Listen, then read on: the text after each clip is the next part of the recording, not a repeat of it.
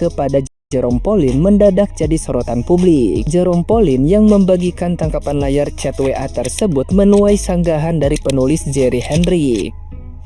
Menurutnya, ada kemungkinan tawaran itu fiktif dan sengaja diciptakan untuk menggiring opini publik. Jerry Hendrick bahkan menyentil bahwa para influencer yang mengunggah chat serupa bisa saja membuatnya sendiri. Ia menantang agar bukti kontak pemberi tawaran dibuka secara jelas, bahkan bersedia menyambangi langsung instansi yang disebut-sebut sebagai sumber tawaran buzzer tersebut. Meski sindirannya mengarah ke Jerome Pauline, Jerry Hendrick menegaskan dirinya hanya penasaran dengan kebenaran tawaran fantastis itu. Ia menyindir bahwa dirinya, bahkan akun besar lain seperti milik Bobon Santoso, tidak pernah menerima tawaran serupa. Dari sinilah muncul kecurigaan bahwa chat tersebut disebarkan agar publik menganggap semua pesan damai identik dengan buzzer bayaran. Polemik ini pun menimbulkan reaksi beragam dari netizen yang budiman. Sebagian mendukung keraguan Jerry Hendrick, sementara lainnya menilai akun pro Presiden Prabowo memang tidak relevan untuk dibayar. Nah, gimana nih menurut netizen yang terhormat? Silahkan berkomentar ya.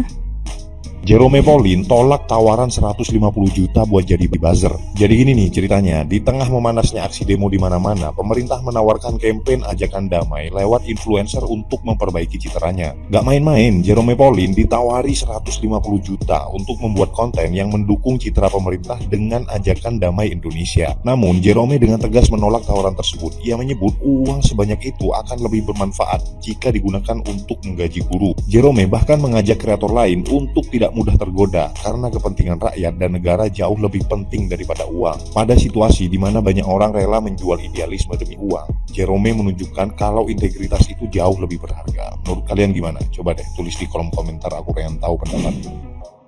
Bangun-bangun FVP gue Jerome dibilang buzzer, terus habis itu Salsa dibilang bodoh karena menyebut video ibu itu AI. Ditambah lagi influencer-influencer yang kemarin turun ke jalanan gitu ya, semuanya dikata-katain gara-gara tuntutan 17+8. Aduh, emang bener ya kata orang gitu, kalau misalnya elu nih udah hidup bagus, makmur segala macam gitu, kagak usah peduliin nasib rakyat yang hidupnya susah. Kenapa seperti itu? Karena rakyat kita itu sangat amat mudah untuk dialihkan fokusnya, sangat amat mudah untuk diadu domba. Lu udah bersuara segala macem gitu ya, capek hati, capek tenaga juga, mikir buat tuntutan itu, tapi malah diporak-porandakan, dicari kesalahan kalian. Kalau misalnya dari awal kalian memutuskan untuk hidup enak aja, nggak usah dengerin suara para rakyat yang tertindas gitu ya, tutup mata, tutup telinga gitu kan, nggak usah peduli segala macam situasi yang terjadi, itu pasti kalian tidak akan diserang. Kenyataannya emang sangat amat susah say untuk kerjasama dengan orang-orang yang baik. Kenapa seperti itu? Karena mereka punya standarnya masing-masing baik itu seperti apa. Mereka sangat amat idealis. Sedangkan kalau misalnya kerja sama orang jahat gitu ya, mereka tuh lebih mudah untuk berkompromi. Terserah lu mau pakai cara yang kayak gimana, yang penting kita sama-sama dapat keuntungan. Gak paham juga kenapa rakyat kita ini gampang banget fokusnya teralihkan gitu ya. Kayak orang jahatnya tuh yang itu gitu, tapi yang diserang malah yang ini karena mereka melakukan satu kesalahan kecil yang dimana juga sebenarnya bukan tanggung jawab mereka. Ya itu segitu aja dari gue, semoga paham. Just love and go. Bye-bye.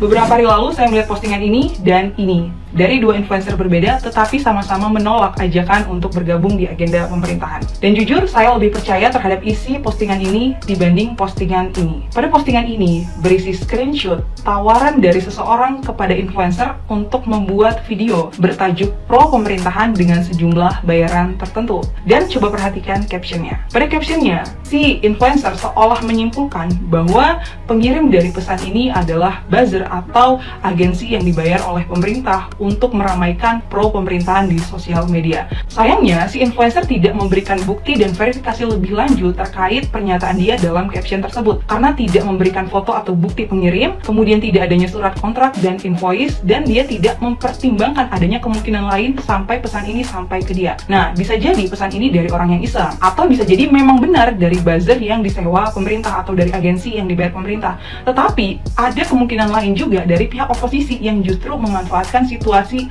sedang demonstrasi saat ini. Tetapi yang lebih disayangkan lagi, banyak netizen atau masyarakat yang langsung menerima mentah-mentah dan mengambil kesimpulan kalau informasi ini benar. Sebenarnya fenomena ini dapat dijelaskan dengan 3 hal. Yang pertama, adanya affective bias. Saat itu masyarakat sedang berdemonstrasi, punya sentimen negatif terhadap pemerintah. Jadi ketika ada postingan yang sifatnya juga sentimen negatif terhadap pemerintah, akan lebih mudah diterima. Dan yang kedua adalah in-group bias. Karena si influencer ini menolak tawaran untuk membuat video pro pemerintahan, sehingga orang yang satu kubu atau yang satu kelompok sama-sama sentimen atau kontra terhadap pemerintah lebih mudah menerima informasi ini. Dan yang ketiga adalah bias autoritas atau authority bias, yang membuat postingan ini influencer berpendidikan, kemudian memiliki jutaan followers. Nah, ketika dia berani memunculkan postingan ini, maka masyarakat juga berani untuk langsung mempercayai hal itu. Padahal baru-baru ini muncullah postingan yang membantah terkait dugaan adanya buzzer pemerintah yang membayar 150 juta kepada influencer tertentu. Nah, sekarang kalian kalau mau lihat postingan ini, itu juga nggak langsung percaya. Tapi kita kedepankan dulu pemikiran kritis terkait postingan ini. Apa benar itu postingan dari Tanya Polisi ini juga benar atau tidak? Nah, sekarang yang ditekankan adalah sosial media itu masif banget konten-konten penyebaran informasi, baik itu dari influencer, dari orang yang berpengaruh, orang yang berpendidikan. Nah, sekarang tugas kita adalah di tengah huru hara protes terhadap pemerintah dan banyaknya konten-konten yang muncul terkait pro dan kontra terhadap pemerintahan, siapapun posisi kita harus mengedepankan untuk mencari validasi apakah informasi ini valid atau tidak, meskipun informasi tersebut ada di pihak kita sesuai dengan apa yang kita inginkan. Jadi buzzer pemerintah dibayar 150 juta. Jadi ramai banget pada komen.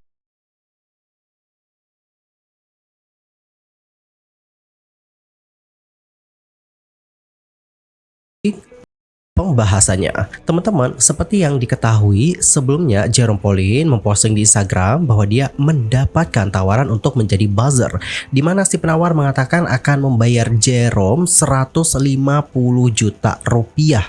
Dalam postingannya, Jerome menuliskan seperti ini: ada tawaran bayarannya 150 juta untuk jadi buzzer.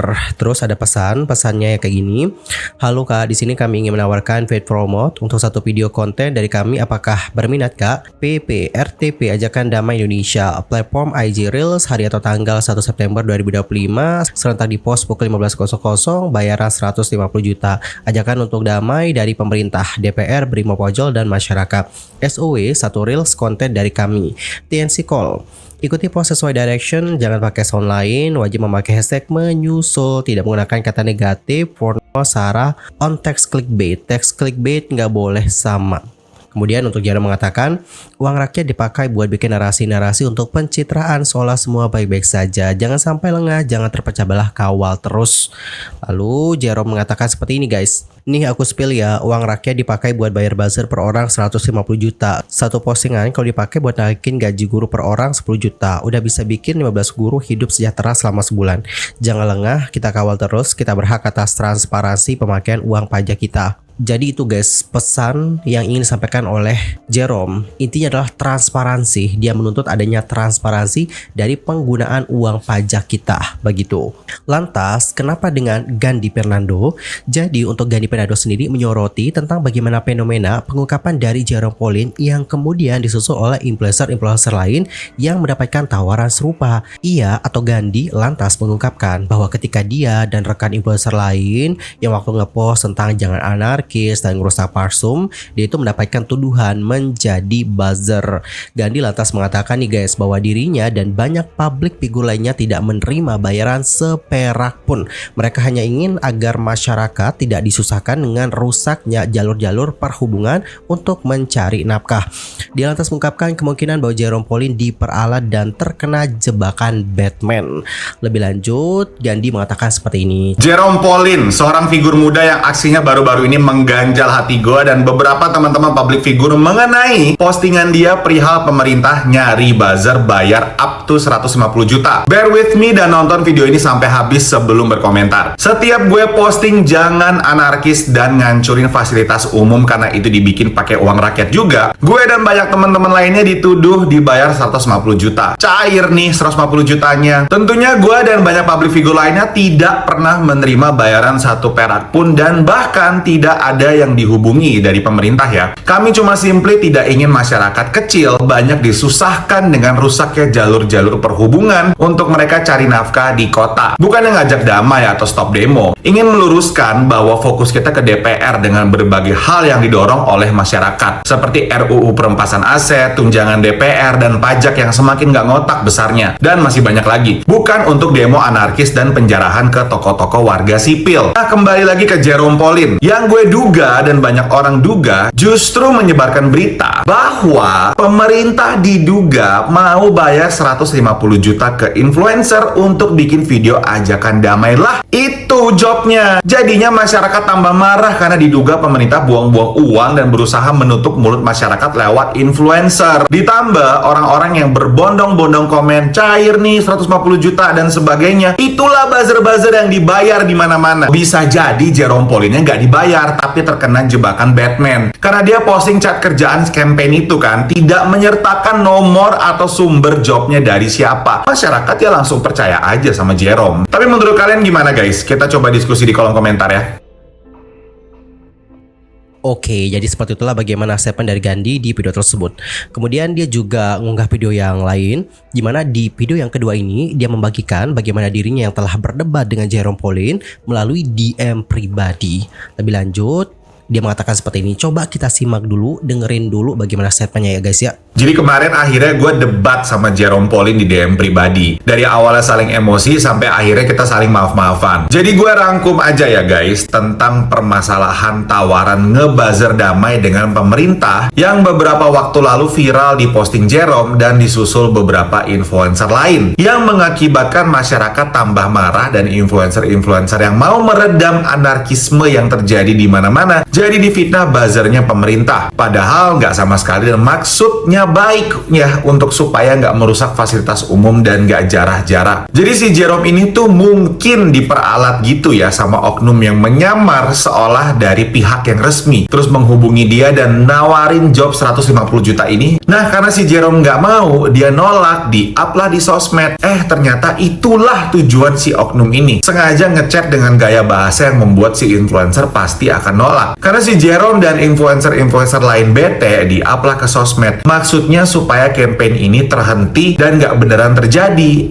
Tapi malah ternyata itulah tujuan si oknum yang nyamar ini. Targetnya adalah ngebangkitin emosi negatif masyarakat, yang dimana efeknya menimbulkan rasa semakin curiga, nggak percaya, dan terus emosi sama pemerintah. Dan hasilnya tentu influencer dan media yang berniat menyejukkan jadi males, karena publik udah fitnah duluan kalau influencer atau public figure yang mencoba menenangkan masyarakat yang marah supaya nggak anarkis ya, jadi tambah males. Kolom komentar pun dibanjiri komen-komen cairnya 500 juta, komen template yang kemungkinan besar juga dibayar oleh oknum menyamar pihak resmi ini. Kembali lagi, tujuannya bikin tambah gaduh, emosi nggak terbendung dan tambah susah untuk dikontrol. Kalau keributan terus membara, bisa ada pencobaan untuk menggulingkan pemerintahan Prabowo. Dan beberapa tokoh-tokoh pahlawan kesiangan ini akan muncul dan kembali berusaha merebut kursi kekuasaan. Jadi, gue sarankan udah kita move on dari tawaran jadi buzzer pemerintah. Karena dari awal memang nggak ada. Ini diciptakan untuk tambah bikin kegaduhan. Sekarang kembali lagi ke demo damai dan kita mendorong pemerintah bersama-sama untuk mengesahkan tuntutan-tuntutan rakyat. Lebih jelasnya di posting 17+8 ini yang udah beredar di mana-mana ya guys. Server lemot, resource limited, kurang fleksibel. Saatnya beralih ke VPS Hostinger. Server ngebut, resource unlimited. Lebih untung, storage lebih besar, memori lebih banyak, performa lebih ngebut.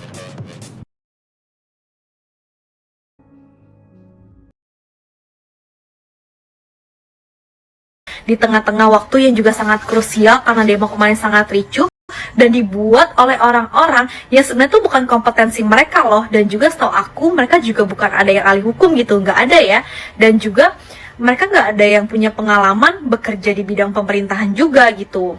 Tapi yang harus kita lihat adalah tujuannya, karena cuma satu, untuk kebaikan Indonesia dan kesejahteraan Indonesia. Bener gak sih? Sekelas pemerintah aja ketika membuat suatu kebijakan pasti ada kurangnya bagi beberapa orang gitu ya. Sama kayak ketika parlemen membuat undang-undang, kadang juga ada kurangnya, bahkan mereka sering lakukan judicial review gitu loh. Apalagi mereka gitu loh yang bukan di bidangnya gitu. Menurut aku selama tidak bertentangan dengan konstitusi kita, ya fine-fine aja gitu loh. Karena ketika diajukan tuntutan tersebut, pasti ada pemerintah yang mereka tuh udah lengkap ya. Ada ahli hukumnya, ahli-ahli lainnya yang memang di kompetensinya gitu ya, akan mereview tuntutan kita gitu loh, tuntutan rakyat 17+8 tersebut. Toh juga kita kan belum tahu ya, apakah akhirnya tuntutan 17+8 tersebut dikabulkan seluruhnya atau dikabulkan sebagian. Nah, just in case tuntutan kita hanya dikabulkan sebagian gitu ya. Nah, nanti pemerintah nih dengan orang-orang yang buat tuntutan ini mungkin ya, yang membuat tuntutan rakyat 17+8 ini akan berdiskusi mungkin ya, atau pemerintah akan mengeluarkan alasan mereka kenapa mereka tidak bisa mengaplikasikan beberapa tuntutan ini ke sistem kita gitu, ke negara kita. Mungkin untuk sekarang ini kita bisa bilang orang-orang yang membuat tuntutan rakyat 17+8 ini sebagai wakil rakyat yang temporer. Kalau kalian setuju gak? Kebetulan juga mereka punya privilege di mana sosial media mereka tuh punya massa yang besar gitu, followers yang besar. Jadi mereka tuh bisa mempersatukan suara rakyat. Jadi menurut aku kalau dicari celah dan kurangnya pasti banyak gitu loh, pasti banyak. Dan kita ini bebas berpendapat, jadi pasti pendapatnya juga akan beda-beda gitu loh. Tapi menurut aku akan lebih baik yang dilihat itu adalah tujuan akhirnya gitu loh. Yang dilihat adalah tujuan utamanya tuh apa sih? Jadi kalau dipikirin yang di luar dari konteks itu dan dicari celah dan kurangnya pasti akan banyak banget gitu loh. Akan ribet dan tidak akan pernah jadi satu suara sampai kapanpun juga. Aku pribadi gak menyalahkan atau membenci orang-orang yang mengkritik tuntutan rakyat 17+8. Justru aku berpikir bahwa mereka tuh sebenarnya baik gitu loh, ingin mengkoreksi agar jadi lengkap, jadi lebih sempurna tuntutan rakyat 17+8 tersebut gitu. Jadi jangan mandang gitu, perbedaan itu sebagai suatu yang hal. mendukung pemerintah dibilang, ih cair nih 150 juta, cair 150 juta. Muak banget asli ini gara-gara satu postingan ini. Awal mulanya dari sini, terus dia tuh yang lain-lain juga pada ikutan. Ngaku-ngakunya dapat campaign sejenis ini. Ya mungkin buat yang kontra pemerintah nggak suka banget kalau misalnya ada konteks-konteks kayak gini gitu. Tapi ya bukan artinya boleh sembarangan langsung menyebarkan seperti ini tanpa ada konfirmasi dan verifikasi dulu. Ini pertanyaan terbesarnya, siapa yang ngasih? Siapa? Dan lagi yang ditampilin tuh cuma yang sebagian-sebagian begini aja gitu. Kenapa nggak ditampilin sekalian nomornya atau nama call-nya atau nama agensinya yang menawarkan ini? Ini ada lagi juga yang ngepost kayak begini gitu. Kenapa takut ya kalau misalkan nggak dapet kerjaan lagi, nggak dapet tawaran kayak beginian lagi, campaign lagi dari agensi tersebut? Ini kayak kata-kata yang mbak ini yang ikut-ikutan ngepost juga nih. Hai kak, maaf baru bales, untuk campaign politik kita nggak tertarik. Kalau job beauty boleh banget nih, insya Allah September masih ada slot kak, semoga kita bisa bekerja sama bareng ya. Kenapa nggak di-spill agensinya atau call-nya? Kenapa? Justru kan kalau misalkan kayak begini, kita kan bisa cari ini siapa, bener nggak ada aliran dana ke situ, bener nggak emang orang-orang tersebut ini disuruh sama pemerintah, emang sengaja nggak di-spill cuma karena takut kehilangan kerjaan ya? Tahu sih DFK itu gratis. Tapi di kondisi kayak begini, dimana ada aja orang yang mungkin salah mengartikan kalimat Anda sebagai bentuk provokasi untuk langsung nyerang pemerintah dengan membabi buta, itu menunjukkan kemampuan kognitif berpikirnya agak-agak kurang ya. Dan lagi kalau misalkan pemerintah pengen bikin campaign yang ngajak untuk damai, digaris bawahi kata-katanya ya, damai. Yang artinya pemerintah pengen menciptakan suasana menjadi kondusif kembali, bukan menghalangi untuk beraspirasi. Karena kan dari kemarin kita lihat ada benturan-benturan yang nggak perlu gitu. Akibat adanya oknum-oknum yang memprovokasi gitu, yang bakar-bakar fasum lah apalah. Kita udah jelas tahu kalau misalkan yang seperti itu udah pasti bukan bagian dari orang-orang yang bener-bener mau beraspirasi. Itu cuma orang-orang yang, ini aku ngutip kata-kata teman aku lagi nih, some people don't care with your purpose and causes, they just want to see the world burn. Yaitu orang-orang yang cuma pengen adanya kekeosan, kekacauan karena mereka menikmati kegiatan yang mengacau-ngacaukan dan rusuh itu. Dan kita yang saat ini lagi berjuang beraspirasi supaya ada perbaikan dengan sistem pemerintahan kita, dengan sistem DPR kita, gak mau ada orang-orang yang membenarkan untuk melakukan hal-hal yang gak benar dari asalnya kata-kata kita. Dan lagi nih, sebenarnya kalau pemerintah pengen bikin campaign damai, pemerintah punya channelnya kok buat kita semua. Gak perlu pakai influencer-influenceran gitu, gak perlu bayar-bayar buzzer juga mahal-mahal. Nih, pemerintah bisa campaign lewat sini nih. Nih, Komdigi. Ini adalah akun resminya Komdigi. Ini adalah nomornya Komdigi langsung. bisa langsung dikirim ke semua handphone orang Indonesia. Nih kayak yang di atas nih, ngajak untuk bikin hashtag Pilkada Serentak 2024. Atau yang kayak gini, di bawah sini ngejelasin supaya jangan melakukan judi online. Nih kalau misalkan dari Kurnia sama Komdigi nih kayak gini nih, dikirim ke handphone kita masing-masing langsung. Misalkan hashtagnya adalah ayo semua berdamai, atau apapun itulah tanda kutipnya untuk ngajakin berdamai semuanya supaya suasana bisa menjadi kondusif. Nah ini baru campaign dari pemerintah, beneran. Jadi ya pemerintah nih ke depannya kalau misalkan pengen ngajak masyarakat untuk sama-sama bareng-bareng nih satu campaign, daripada ngajakin influencer-influencer yang sepal-sepil yang di FK, mendingan ya ajakin seluruh rakyat Indonesianya aja langsung lewat akunnya Komdigi. Bener kan gimana guys? Hello, What's your name? I named Tom. Do you mean my name is Tom?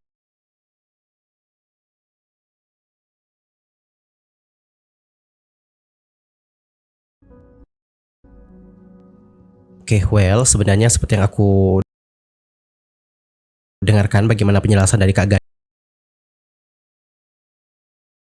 Gani tadi, bener, kita tuh seharusnya lebih fokus kepada apa yang harusnya kita tuntut. That's really right, itu benar banget sih. Tapi jujur, somehow aku tuh agak kurang setuju dengan statement dari Kak Gandhi yang mengatakan bahwa tawaran untuk menjadi buzzer itu nggak pernah ada sebenarnya. Karena ini kan butuh penyelidikan lebih lanjut ya. Kita nggak bisa buat kesimpulan bahwa oh itu nggak ada nih, nggak pernah ada itu. Kalau menurut aku itu nggak bisa kita langsung buat kesimpulan seperti itu sih. Ini butuh penyelidikan lebih lanjut, butuh penyelidikan lebih mendalam untuk mencari tahu siapa dalang di balik semua itu. Karena ini kan bukan hanya 1-2 saja guys yang ditawari seperti itu, ada beberapa yang ditawari juga, sehingga dikarenakan itu menurut aku butuh penyelidikan lebih lanjut deh. Dan untuk masalah perusakan parsum, penjarahan dan sebagainya, itu juga menurut aku butuh penyelidikan lebih lanjut gitu guys. Soalnya dari kemarin itu seperti yang aku pantau beritanya dan seperti yang aku ikuti juga, ada beberapa alasan gitu kenapa pada akhirnya menimbulkan kecurigaan seperti ini. Kecurigaan dari netizen yang menduga bahwa ini adalah buzzer dan ini adalah buzzer itu bukan hanya dikarenakan bagaimana postingan dari Jerome.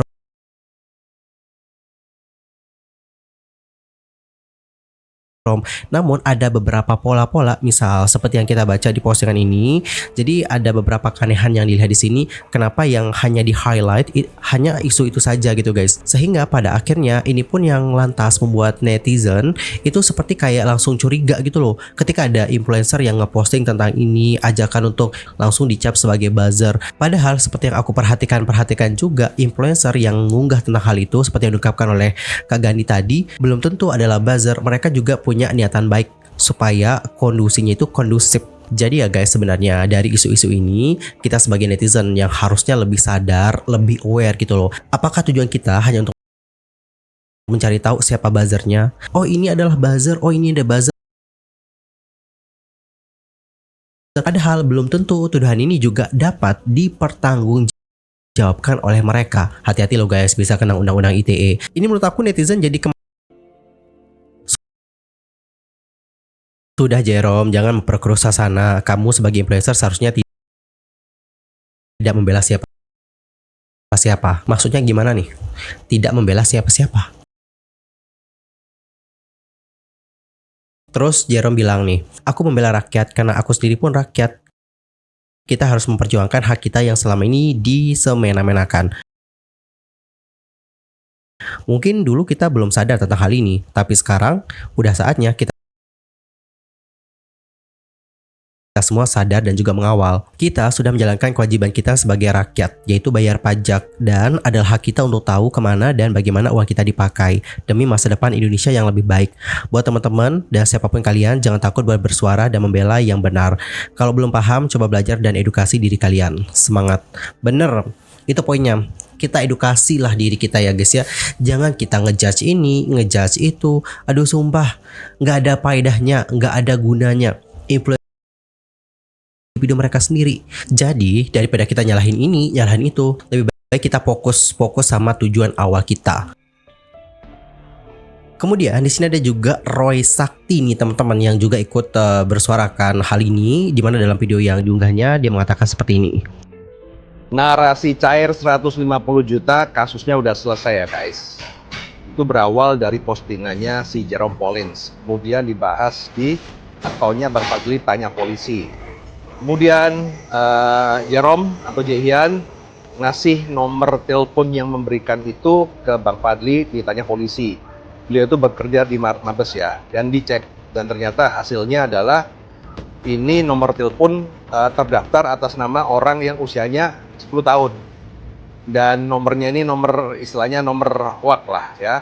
Artinya sudah clear bahwa tawaran yang diberikan ke Jerome itu hanya untuk memecah belah kita. Ya, follower jangan saling tuduh cair. Tiap orang itu punya perbedaan masing-masing, dihargai. Intinya kita kepingin Indonesia itu damai. Work today is broken. We're all working in too many disconnected apps, and it's killing team productivity. But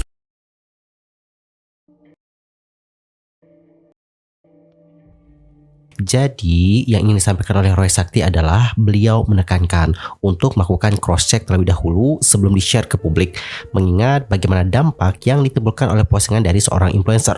Beliau juga menghimbau netizen untuk menghargai setiap pendapat orang lain dan tidak asal sembarangan ngejudge, menuduh orang buzzer hanya dikarenakan berbeda pendapat. Namun, di sini aku punya pertanyaan. Apakah penyelidikan untuk kasus ini cukup sampai di situ saja? Apakah tidak dilakukan penyelidikan lebih lanjut? Siapa dalang dibalik pengirim pesan-pesan itu? Apakah dikarenakan menggunakan identitas palsu tidak bisa dilakukan pelacakan mungkin? Lalu bagaimana nih dengan influencer lain? Meskipun seperti yang diketahui bahwa Jerome itu bisa dianggap sebagai whistleblower atau peniup fluid dari masalah ini, menurutku influencer-influencer lain yang mengaku menerima tawaran yang serupa juga bisa nih ditanyakan lebih lanjut. Siapa yang mengirimi mereka pesan tersebut? Apakah sama juga seperti Jerome? Mengingat bagaimana penulisan format penawaran endorse-nya sangat profesional nih. Untuk teman-teman yang sering banget menerima endorse, pasti kalian gak asing dengan penulisan format seperti ini. Yang mana kalau kita lihat, cara penulisannya itu sangatlah profesional guys. Jadi kalau menurut aku, yang ngirim ini bukanlah sembarang orang. Dia nampaknya merupakan orang yang memang bekerja di bidang tersebut. Maksudnya di bidang yang nawarin orang-orang untuk endorse gitu guys. So, kesimpulannya adalah menurut aku ya guys ya, penyelidikan lebih lanjut diperlukan untuk mencari tahu siapa dalang di balik ini. Alih-alih kita menyalahkan orang yang menjadi whistleblower, dalang di balik isu ini haruslah ditemukan sehingga kita bisa tahu apa motifnya. Apakah motifnya hanya untuk caper atau mungkin seperti yang diungkapkan oleh Tanya Polisi, yakni tujuannya adalah untuk menjatuhkan plus membuat publik dibuat percaya adanya tawaran kotor, lalu marah dan juga curiga. Atau justru motifnya seperti yang ditawarkan. Dan guys, bagaimana nih pendapat kalian akan hal yang satu ini? Nanti langsung aja sampai observasi selama beberapa menit. Mulai dari memotret, mondar-mandir,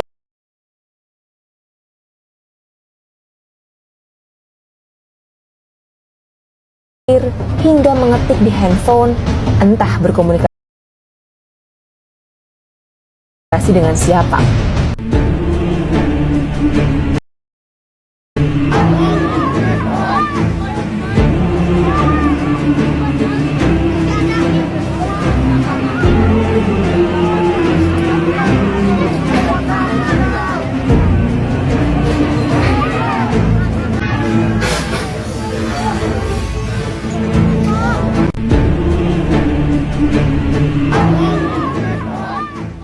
Assalamualaikum warahmatullahi wabarakatuh. Sahabat Inspirasi Islam, beberapa hari terakhir, Jakarta kembali diwarnai dengan aksi demonstrasi yang cukup menyita perhatian publik. Namun, di balik ramainya aksi tersebut, banyak yang mulai menyoroti sejumlah kejanggalan yang terjadi di lapangan. Perlu kami sampaikan bahwa video ini akan membahas fakta-fakta yang beredar di masyarakat dan para pengamat, dibuat semata-mata sebagai bentuk kepedulian terhadap negeri kita tercinta, agar melihatnya dengan bijak dan mengambil pelajaran berharga, dan juga kita bisa lebih cerdas menyikapinya. Menit 16.25, terlihat 4 orang bergerombol datang dari arah Jalan Sunda. Saat tiba di pertigaan, 1 orang langsung memotret sekitar lokasi kejadian. Mereka diam di pertigaan cukup lama, lalu kemudian gerombolan lain pun datang. Tak langsung beraksi, para pelaku melakukan observasi selama beberapa menit. Mulai dari memotret, mondar-mandir, hingga mengetik di handphone, entah berkomunikasi dengan siapa. Menit 16.45, pelaku mendekat ke halte Sarina. Ia sempat berkomunikasi dengan temannya dan menunjuk ke arah kobaran api di bagian selatan. Si pelaku maju sebentar, lalu kembali membawa traffic cone.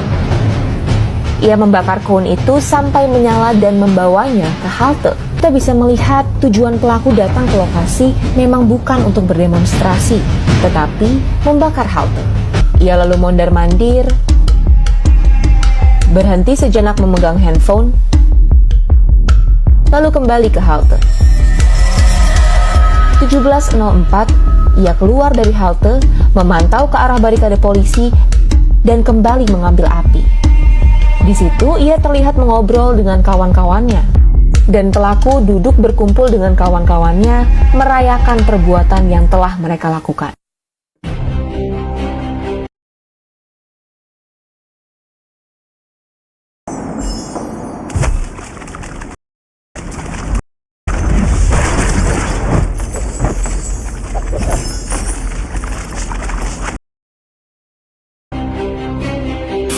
Oke, gue berangkat dulu dari aksi tanggal 25 Agustus 2025, yang mana seperti yang gue bilang ke teman-teman, banyak kejanggalan dalam aksi tersebut karena satu dan hal lainnya. Pertama yang bisa kita lihat adalah ini sangat fabricated sekali di TikTok atau di platform media sosial lain. Satu narasi didengungkan oleh akun ternakan atau akun kosongan atau akun telur dengan narasi yang sama seperti ini, kode dari Prabowo lah, strategi dan taktik Prabowo, seakan-akan antara eksekutif dan legislatif itu berada di pihak yang berlawanan, yang mana sebenarnya kita tahu itu sama aja tuh, ya, pemerintah juga.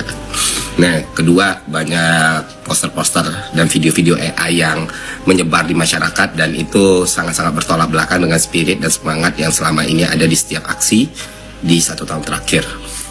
Ketiga, yang paling janggal dan yang paling bikin aneh adalah aksi-aksi ini diprovokasi dan diinisiasi oleh akun-akun yang selama ini sangat-sangat pro pemerintahan, dan akun-akun yang gak segan-segan melakukan tuduhan dan fitnah bagi orang yang berseberangan dengan mereka. Ya, kalian lihat sendiri, kalian nilai sendiri nih. Ini akun-akun pro Prabowo nih, gitu kan, pro pemerintah nih, tapi melakukan hal seperti ini. Hanya banyak pihak yang berhati-hati pada aksi ini, termasuk bareng warga, beberapa organisasi limpak lain, koalisi masyarakat sipil, beberapa orang yang gue kenal yang emang mengkoordinir dengan baik selama ini. Itu semua memilih untuk menarik diri atau tidak mengajak orang-orang untuk turun tanggal 25 Agustus. Tapi ya gimana orang gak turun, DPR-nya juga bodoh sih. Dan emang banyak melakukan dan mengucapkan hal-hal yang seharusnya tidak diucapkan dan dilakukan. Terlebih lagi kita tahu penghasilan mereka gak kurang gitu loh. Kenapa masih saja isu ini berputar di hal-hal seperti ini sementara masyarakat lagi susah? Termasuk gue sendiri, gue tidak melakukan seruan atau ajakan untuk aksi, dan itu jarang sekali gue lakukan. Kenapa demikian? Karena selama aksi gue sudah melihat banyak sekali kejadian dan gue merasa kayak ya itu pada akhirnya balik lagi ke pilihan pribadi masing-masing ya. Dan gue pikir ya sudah, yang penting gue datang dan gue ngelihat, gue mapping, dan gue pelajari benar situasinya seperti apa gitu. Dan akhirnya gue memutuskan untuk tetap ikut aksi tanggal 25 Agustus.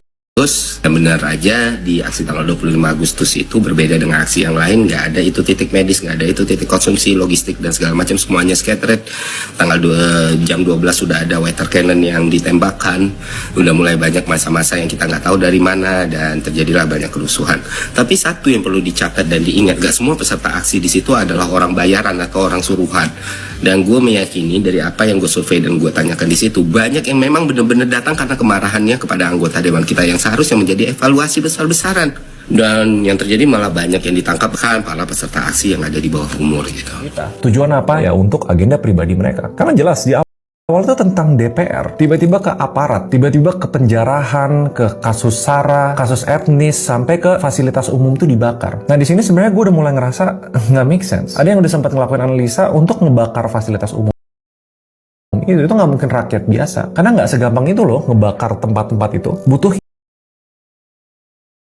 ilmu sama profesional untuk mereka bisa ngelakuin pembakaran-pembakaran fasum ini secara terkoordinir. Atau yang sering kalian lihat di Instagram itu aksi provokasi. Ini bibit pertama dari false flag. Langsung dari awal ada yang nunggangin. Tapi kan pertanyaannya gini, kalau kita mau bener-bener tahu siapa dalangnya dan apa yang jadi agendanya, kita mesti tahu siapa yang diuntungkan, siapa yang dirugikan. Coba kita pakai common sense dulu ya. Kalau misalnya Indonesia kelewatan sampai anarkis, amit-amit orang sampai bilang 98, sampai udah nggak bisa dibendung lagi, yang terjadi skenario-nya beberapa udah dibahas di sosmed. Ada potensi menjadi darurat militer. Jadi mereka punya alasan ya, wah ini bukan demonstrasi, ini bukan perjuangan, ini mau merusak negara kita. Akhirnya militer turun tangan dan mereka punya absolute power. Nah ini pihak yang diuntungkan. Tapi kalau mau main detektif, kira-kira siapa mau diaktif sebagai pejabat atau mantan pejabat yang kira-kira diuntungkan kalau terjadi darurat militer? Seandainya nggak separah itu, terus kita harus lihat juga pihak yang dirugikan siapa. Sebenarnya kalau di konteks masyarakat yang anarkis sampai nggak ada keamanan, nggak ada kenyamanan, yang disalahin siapa? Yang pasti presiden. Wah ini Pak Prabowo gagal untuk menjaga masyarakatnya. Lantas kalau misalnya dia gagal, apa yang terjadi? Citranya turun, worst case-nya, diturunin nih presidennya. Kalau presidennya turun, siapa yang naik? Jadi dari sini sebenarnya udah agak kepeta ya kalau misalnya kita mau cocok logi atau bikin analisa-analisa bodoh. Dan gue bikin video ini tujuannya bukan untuk mengecilkan perjuangan, tapi untuk nyadarin hal-hal kayak gini berdasarkan pengalaman gue pasti ada yang nunggangin. Dan gue bersyukur banget, shout out untuk Ferry Irwandi dan teman-teman yang di sini benar-benar bisa ngelihat beberapa step ke depannya. Diajak pulang pas ada tanda-tandanya, warga jaga warga. Gerakan-gerakan kayak gini tuh kayak kita responsif terhadap apa yang lagi di planning sama pihak yang nggak bertanggung jawab. Nah ini baru masuk ke bagian kedua, false flag of justice. Kalau misalnya udah ada yang nyusuk dan mempelintir perjuangan yang lagi kita perjuangin, hasil yang dimauin tuh apa sih? Dan ini strategi yang dipakai sama Belanda VOC selama berpuluh-puluh beribu-ribu tahun untuk menguasai sebuah negara, yaitu divide et impera, divide and conquer. Coba deh perhatiin video ini. Ini orang posisi pertama dari tengah, dia sudah lari ke atas nih. Tuh, dia udah lari ke atas. Tuh, tapi terus dia ngezigzag ke bawah. Tuh. Tapi kalau kita perhatiin lagi ke belakang, ketika dia mau ke bawah, ini ada orang di depannya. Ini ada orang nih di depannya. Jadi mata dia, kepala dia tuh kayak arah ke serong sebelah sini. Terus kan dia lari tuh. Larinya nggak zigzag, tapi orang yang ini dia larinya lebih cepat lagi ke depan. Di video yang lain ini orang yang tadi udah selamat di Avan ini, di belakangnya ada yang dorong dan memiliki kesamaan dengan yang tadi. Orangnya dari sini, terus dia lari ke sini nih. Dia lari ke sini, ini orang nih dorong si Avan, terus sempet kepalanya ngelihat ke Avan nih. Tuh, dia lari ke sini, Avannya sudah jatuh. Di sini dia pakai baju yang sama, dalamnya putih, celananya putih, meskipun dia pakai kayak jaket ya. Orang mana yang mau demo pakai baju putih sama celana putih ya? Nah ini ada video yang lain lagi nih, kan ada yang zigzag lagi tuh, malah kameranya di atasin tuh, dinaikin ke atas. Jadi seolah-olah kayak kagak ada yang dorong dong karena videonya naik ke atas. Terus habis itu ketika sudah fokus ke ojolnya ini, ke Avan, di posisi sudah jatuh, sudah yang nabrak juga sudah tidak kelihatan nabrak, dorong, nah terus ketabrak deh. Tuh, dari sini ada 1, 2, 3, sama-sama celananya putih-putih nih. Dan mereka pakai kayak sweater gitu. 3 orang pakai celana putih-putih, udah nunggu di depan. Menurut kalian ini kejanggalan atau kesengajaan? Komen di kolom komentar ya. Entahlah, kita mungkin tidak sepenuhnya memahami permainan para elit politik di sana. Yang bisa kita lakukan adalah berharap dan berdoa. Semoga Indonesia selalu dalam keadaan baik-baik saja, rakyatnya tentram, aman, dan penuh keberkahan. Inilah mengapa Islam mengajarkan kita